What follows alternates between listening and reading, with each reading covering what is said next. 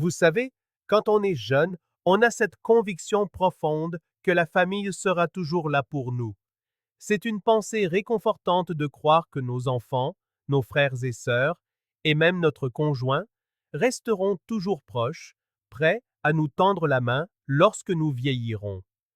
Mais si ce n'était pas le cas, et si la vie prenait un tournant inattendu et qu'un jour vous vous retrouviez seul, la vérité, c'est que la vie ne suit pas toujours le scénario que nous avions imaginé. Je lisais récemment un rapport indiquant que plus de 3 millions de personnes âgées au Royaume-Uni vivent désormais complètement seules. Cela représente près de 30% de la population âgée et ce chiffre ne cesse d'augmenter chaque année. Statistiquement, il y a donc de fortes chances que vous, moi ou quelqu'un que nous aimons, vivions seuls dans nos vieux jours. Laissez-moi vous raconter une petite histoire personnelle. Ma tante, Margaret, a aujourd'hui 92 ans. Elle a perdu son mari, Charles, il y a plus de 15 ans et depuis, elle vit de manière indépendante. Elle a 2 enfants, mais ils sont dispersés aux 4 coins du pays, occupés par leur propre vie, leur carrière, leur famille. Margaret s'est construit une existence où elle ne dépend de personne. Et en la regardant, j'ai compris une chose essentielle. Si nous voulons que nos dernières années soient heureuses, paisibles et épanouissantes, nous ne pouvons pas simplement espérer que les autres seront toujours là. Nous devons nous y préparer consciencieusement, délibérément, et ce dès aujourd'hui. Bien sûr, quand on a 40 ou 50 ans, il est facile de supposer que l'on disposera toujours d'un système de soutien intégré.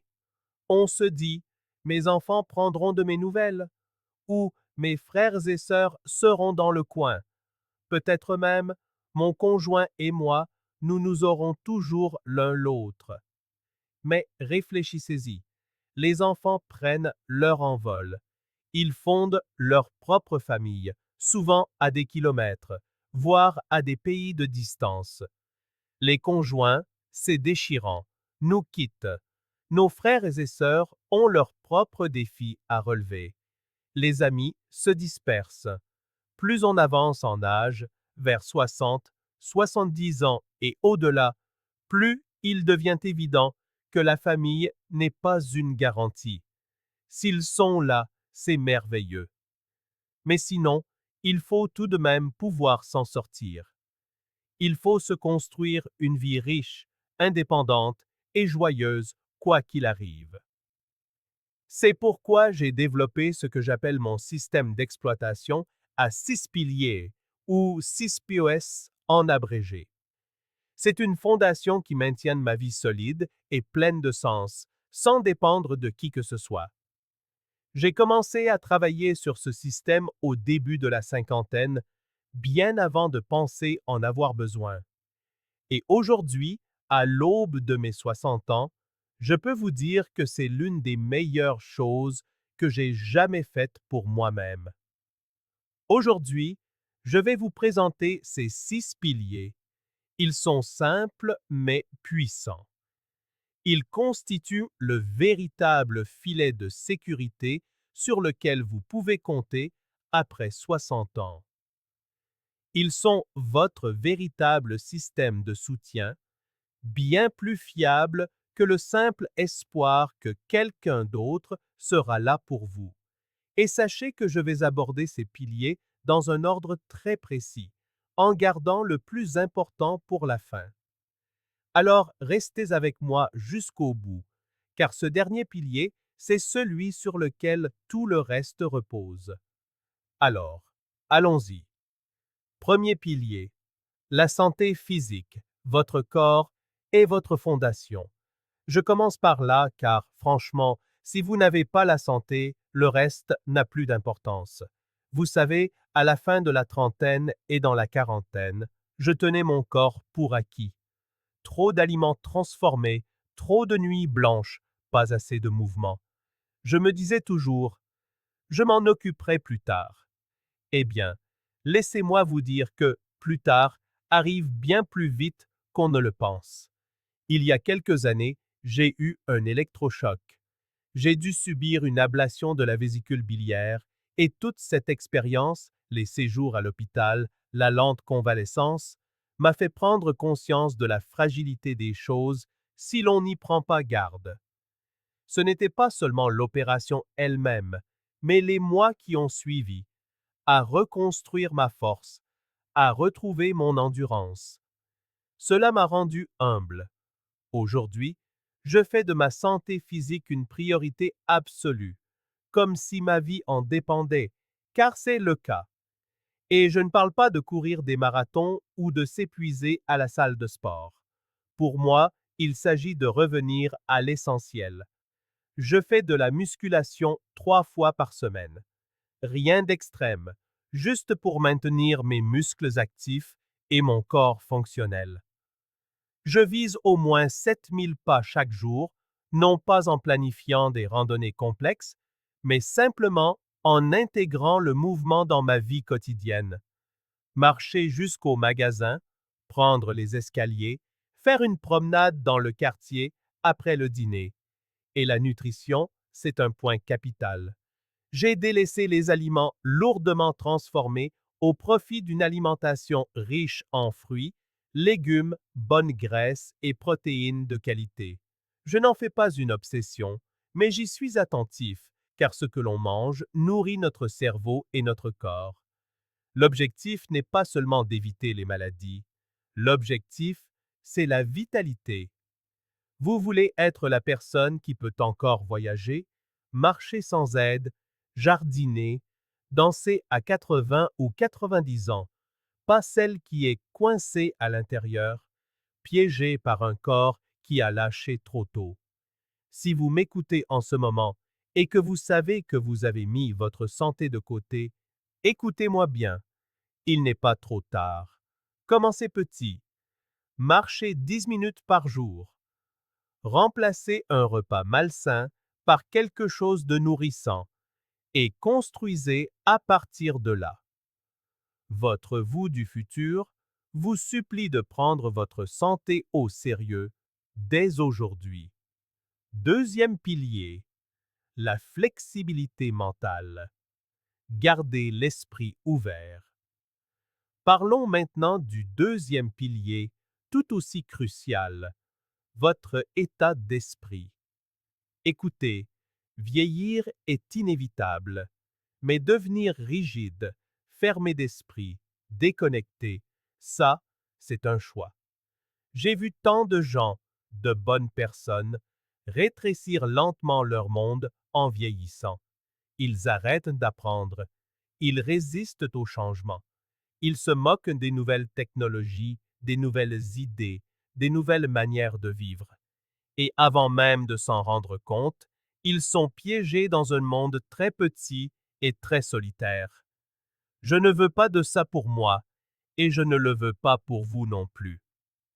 L'une des choses que je me suis engagé à faire dans la cinquantaine, c'est de rester mentalement flexible, apprendre quelque chose de nouveau chaque mois, même une petite chose, explorer de nouveaux outils, que ce soit apprendre à mieux utiliser un smartphone, m'essayer au montage vidéo ou même comprendre un peu les crypto-monnaies. Non pas pour investir, mais parce que cela fait partie du monde d'aujourd'hui. Quand je rencontre un nouveau concept ou quelque chose que je ne comprends pas, je ne le rejette pas. Je le note dans mon téléphone et je fais des recherches plus tard. Je reste curieux. Si vous n'utilisez pas votre cerveau, c'est comme vos muscles. Il s'atrophie, il s'affaiblit. Mais quand vous continuez à apprendre, à questionner, à expérimenter, votre esprit reste vif, adaptable et vivant. Et honnêtement, n'est-ce pas ainsi que vous voulez qu'on se souvienne de vous? Comme quelqu'un d'engagé dans la vie jusqu'à la toute fin?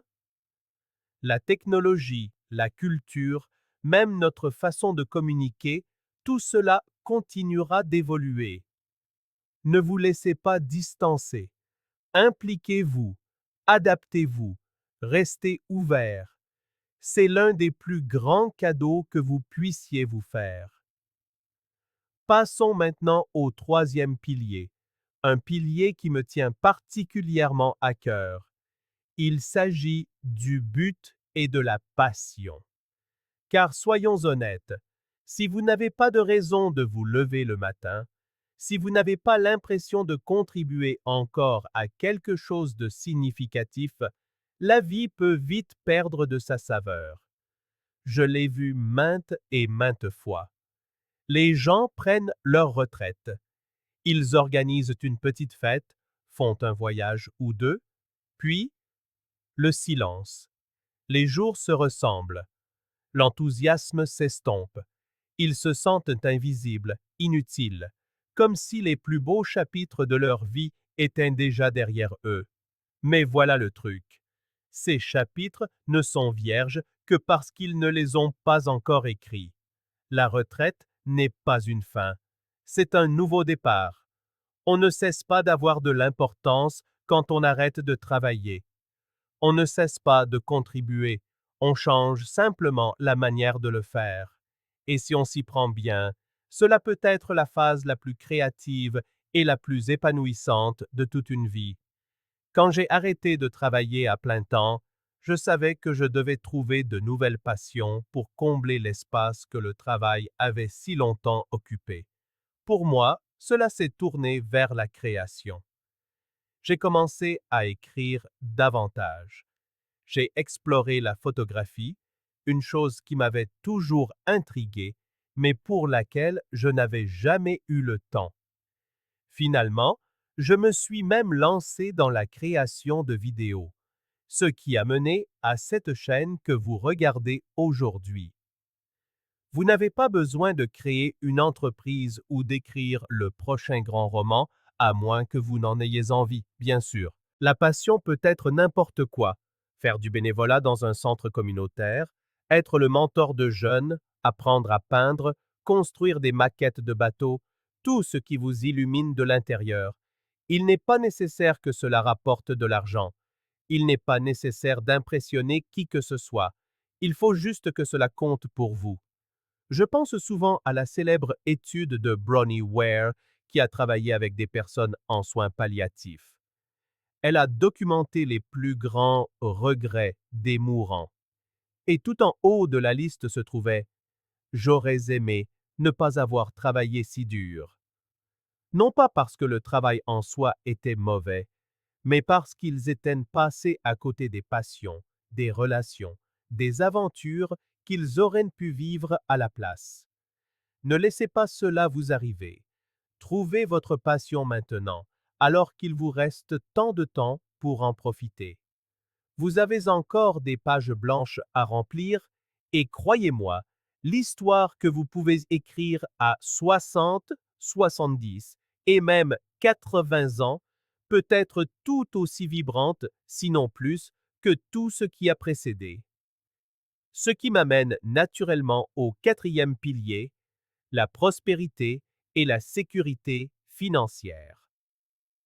Je sais que prospérité peut sembler un grand mot, peut-être même un peu intimidant. Mais dans ce contexte, la prospérité signifie simplement ceci: avoir une liberté financière suffisante pour vivre selon vos propres termes. Il ne s'agit pas d'être riche. Il ne s'agit pas de conduire une Bentley ou de vivre dans un manoir. Il s'agit de ne pas passer ses nuits à s'inquiéter des factures. C'est savoir que l'on a assez pour subvenir à ses besoins, poursuivre ses centres d'intérêt et maintenir son indépendance sans compter sur personne d'autre. Car, avouons-le, le stress financier est corrosif. Il s'infiltre dans tous les aspects de votre vie. Il affecte votre santé, vos relations, votre tranquillité d'esprit. Et plus tard dans la vie, alors que vous êtes censé profiter des fruits de décennies de travail, la dernière chose que vous souhaitez est de vous sentir piégé parce que vous n'avez pas planifié. Honnêtement, je n'ai pas toujours bien géré l'argent. Dans la trentaine et la quarantaine, j'en ai gaspillé beaucoup pour des choses sans réelle importance. Mais vers le début de la cinquantaine, ma femme, Laura, et moi avons eu une longue et franche discussion sur ce à quoi nous voulions que notre avenir ressemble. Nous avons réalisé que moins nous aurions besoin de choses, plus nous serions libres. Nous avons donc fait des choix délibérés, nous avons déménagé dans plus petit, vendu la grande maison tentaculaire qui demandait plus d'entretien que de joie une fois les enfants partis. Nous avons opté pour une maison plus petite et plus douillette, bien moins chère à entretenir et qui nous rapproche du cœur de la communauté.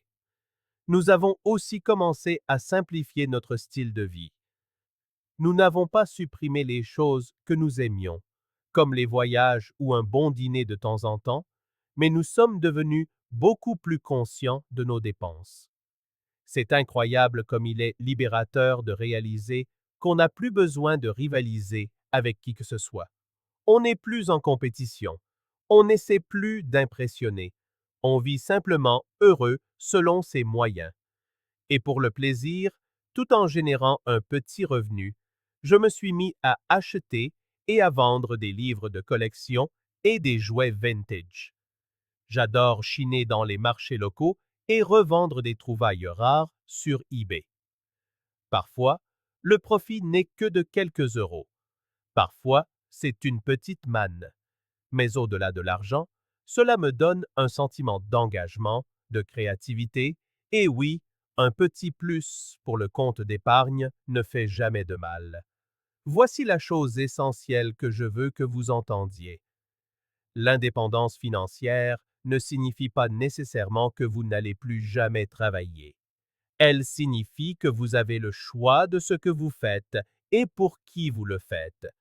Si vous voulez encore entreprendre un projet, fantastique. Si vous voulez faire du bénévolat, encore mieux. Mais vous n'êtes forcé à rien juste pour payer les factures. Vous vivez la vie selon vos propres termes. Et ça, pour moi, c'est la vraie définition de la prospérité. Passons maintenant au cinquième pilier, un pilier souvent négligé mais absolument vital pour un bonheur authentique. Ce pilier concerne la force spirituelle et philosophique. Ne vous inquiétez pas, quand je dis spirituel, je ne parle pas forcément de religion. Je ne suis pas ici pour prêcher et je ne dis à personne ce qu'il doit croire. En fait, je ne suis pas particulièrement religieux moi-même, mais ce que j'ai découvert, et ce que je sais que beaucoup d'autres découvrent aussi, c'est qu'avoir un certain sens de connexion à quelque chose de plus grand que soi est essentiel pour la paix intérieure en vieillissant. Cela peut être la nature, l'univers, une foi personnelle et silencieuse, ou même la sagesse intemporelle transmise par les penseurs anciens. L'important est que lorsque vous avez une manière de vous voir comme faisant partie d'un tableau plus vaste, cela donne à votre vie une sorte d'ancrage, de calme, une perspective que l'argent et les réussites ne peuvent à eux seuls vous procurer. L'une de mes façons préférées de puiser dans ce pilier est simple. Je fais de longues promenades en solitaire, surtout dans la nature. Le simple fait d'être à ciel ouvert, d'écouter le vent dans les arbres, de remarquer le changement des saisons, cela vous transforme. Cela balaie le bruit. Cela vous rappelle à quel point vous êtes petit, mais aussi à quel point vous êtes connecté à tout ce qui vous entoure. Il y a un petit parc près de chez moi, un espace vert calme et souvent méconnu, avec des sentiers sinueux et un vieux pont de pierre. Souvent, je prends un café, je laisse mon téléphone dans ma poche et je marche pendant 1 heure sans essayer de penser à quoi que ce soit de particulier, juste en laissant mon esprit respirer. Ces promenades sont devenues mon église, ma thérapie, ma méditation. Une autre chose qui a été très significative pour moi est la lecture de textes anciens. Ces dernières années, je me suis plongé dans les écrits de philosophes comme Lao Tzu, Marc Aurèle et Confucius. Il y a tant de sagesse intemporelle là-dedans, des leçons sur la résilience, l'humilité, sur la manière de vivre une bonne vie, quelles que soient les circonstances. Un livre que j'aime particulièrement s'appelle The Path de Michael Puett, un professeur de Harvard. Il explique comment la philosophie chinoise ancienne peut s'appliquer à la vie moderne, et c'est incroyablement réconfortant. Cela me rappelle que le bonheur ne consiste pas à courir après une excitation constante. Il s'agit de cultiver de petites habitudes significatives, jour après jour. Il s'agit de trouver la beauté dans l'ordinaire, de faire preuve de gentillesse, même lorsque personne ne le remarque, d'être présent. Lorsque vous développez ce fondement spirituel ou philosophique, la vie devient moins effrayante. Vieillir devient moins effrayant. La perte devient moins effrayante parce que vous réalisez que vous faites partie d'une histoire plus grande, une histoire qui s'étend bien au-delà des limites de votre propre petite vie.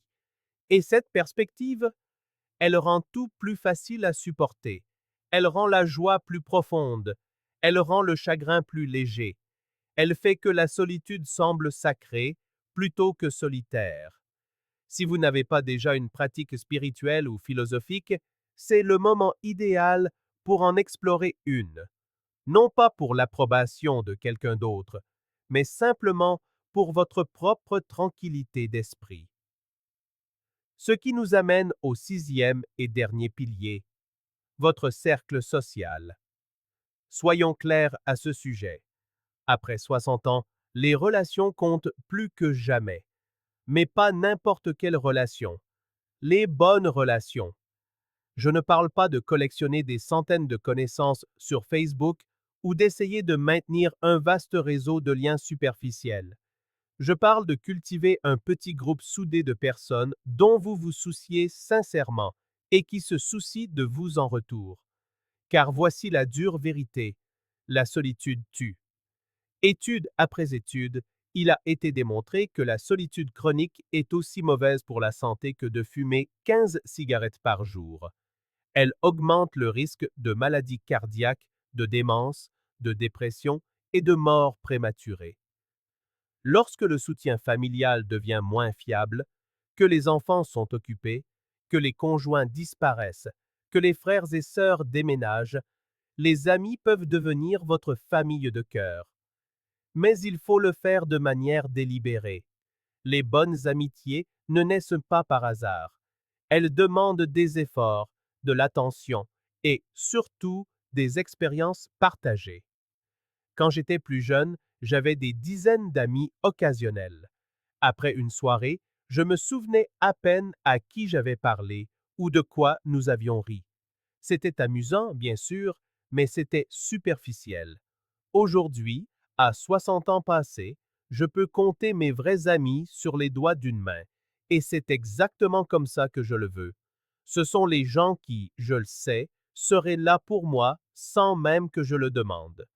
Ceux à qui je peux parler de tout, du bon, du mauvais, du compliqué.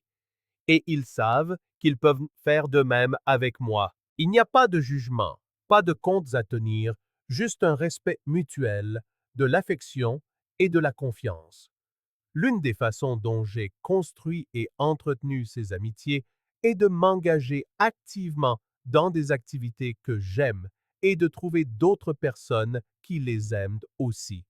Par exemple, j'ai rejoint un club de photographie locale il y a quelques années, non pas parce que j'avais désespérément besoin de nouveaux amis, mais parce que je voulais approfondir une passion. Les amitiés qui en sont nées se sont formées naturellement. Elles étaient enracinées dans une joie partagée, pas dans une obligation. Un autre exemple est le lancement de cette chaîne YouTube. En créant du contenu et en interagissant avec des personnes qui partagent des valeurs similaires, j'ai tissé des liens qui enrichissent véritablement ma vie. Certains de ces liens se sont même transformés en amitié dans le monde réel, ce à quoi je ne m'attendais pas, mais dont je suis profondément reconnaissant. Si vous êtes là à vous dire, je n'ai vraiment personne comme ça, ne paniquez pas, il n'est jamais trop tard. Rejoignez un club de lecture. Prenez un cours de cuisine. Faites du bénévolat pour une cause qui vous tient à cœur. Vous n'avez pas besoin de réseauter ou d'essayer d'impressionner qui que ce soit. Soyez simplement présent, curieux, bienveillant et laissez de vraies connexions se former naturellement avec le temps. Et une dernière chose, en construisant votre cercle, assurez-vous de vous entourer de personnes positives et inspirantes, des personnes qui vous donnent de l'énergie, qui croient en vous, qui vous respectent. La vie est trop courte pour la passer avec ceux qui drainent votre esprit ou vous font sentir inférieur à ce que vous êtes. Protégez votre énergie farouchement. Choisissez vos proches avec sagesse et investissez-vous sans réserve dans ces relations. Car au bout du compte, peu importe votre degré d'indépendance, peu importe la solidité de vos piliers, nous avons tous besoin de quelqu'un pour nous accompagner sur le chemin, même si ce ne sont que quelques compagnons de confiance. Maintenant que nous avons parcouru les 6 piliers, santé physique, flexibilité mentale, passion, prospérité, spiritualité et amitié véritable, il y a une dernière chose que je dois dire, et c'est probablement le message le plus important de toute cette vidéo. Vous devez construire ces piliers avant d'en avoir désespérément besoin. Je ne saurais trop insister là-dessus. Vous ne pouvez pas attendre que la crise frappe. Vous ne pouvez pas attendre que la solitude s'installe ou que la maladie vous force la main. Ces piliers, c'est comme planter des arbres. Vous les plantez aujourd'hui pour qu'ils puissent vous abriter dans les années à venir. On commence à bâtir ses forces avant que la tempête n'arrive, pas au milieu de celle-ci. Si vous avez la quarantaine ou la cinquantaine, c'est le moment idéal pour commencer. Si vous avez déjà 60 ou 70 ans, ce n'est pas grave, mais vous devez commencer aujourd'hui, pas demain, pas l'année prochaine. Aujourd'hui, la bonne nouvelle, c'est que même les plus petits pas font une différence. Une marche d'un quart d'heure, un nouveau loisir, un bonjour chaleureux à une personne que vous croisez souvent, quelques instants de contemplation au cœur de la nature, une note griffonnée sur votre téléphone à propos d'une chose que vous aimeriez apprendre. Ces actions infimes créent une véritable dynamique. Avec le temps, elles bâtissent une vie qui ne se contente pas de survivre, mais qui s'épanouit. Et ce qui est merveilleux, c'est que lorsque vous renforcez ces piliers, non seulement vous améliorez votre propre existence, mais vous devenez aussi une source de force pour les autres. Votre indépendance, votre énergie, votre exemple, tout cela rayonne autour de vous.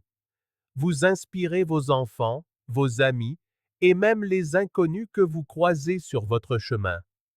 Vous montrez au monde que vieillir, ce n'est pas décliner, mais au contraire, grandir en sagesse, en liberté et s'épanouir dans une joie réelle et durable. Alors, au moment de conclure aujourd'hui, j'aimerais vous poser une question. Sur quel pilier vous sentez-vous le plus solide en ce moment? Et lequel, à l'inverse, mériterait un peu plus d'amour et d'attention? Laissez-moi un commentaire ci-dessous, j'adorerais lire vos réflexions. Et si ce message vous a été utile, n'hésitez pas à le partager avec quelqu'un qui, peut-être, commence aussi à songer à son avenir. On ne sait jamais quelle vie on peut transformer par un simple geste d'encouragement. Rappelez-vous, Votre famille est une bénédiction, mais elle ne constitue pas un plan d'avenir. Vous êtes votre propre filet de sécurité, et la vie que vous construisez de vos propres mains, pas à pas, c'est cette vie-là qui vous portera avec force et constance, quoi qu'il arrive. Merci d'avoir passé ce moment avec moi. D'ici notre prochaine rencontre, prenez soin de votre corps, nourrissez votre esprit, suivez vos passions, protégez votre paix intérieure, chérissez vos amitiés et, par-dessus tout, vivez selon vos propres termes. On se retrouve dans la prochaine vidéo.